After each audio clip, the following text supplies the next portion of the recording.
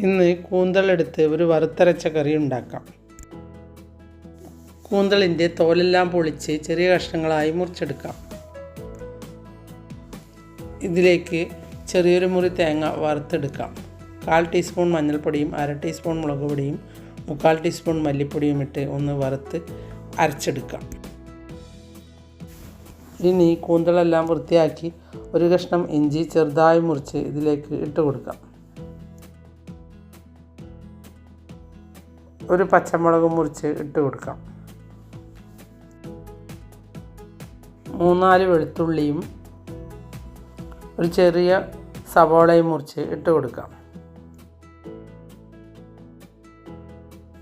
ഒരു തക്കാളി മുറിച്ചതും കൂടി ഇട്ട് കൊടുക്കാം. ഇനി ഇതിലേക്ക് നേരത്തെ വറുത്ത് മാറ്റി വെച്ച തേങ്ങ അരച്ചത് ഒഴിച്ചു കൊടുക്കാം.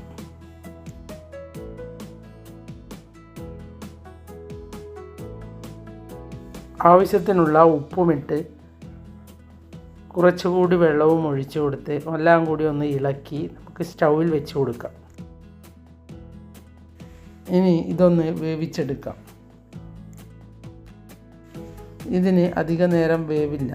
ഇതെല്ലാം ഒന്ന് വെന്ത് കഴിഞ്ഞാൽ സ്റ്റൗ ഓഫ് ചെയ്ത് വറുത്തിട്ട് കൊടുക്കാം. എൻ്റെ വീഡിയോ ഇഷ്ടപ്പെട്ടുവെങ്കിൽ ലൈക്ക് ചെയ്യാനും സബ്സ്ക്രൈബ് ചെയ്യാനും മറക്കരുത്.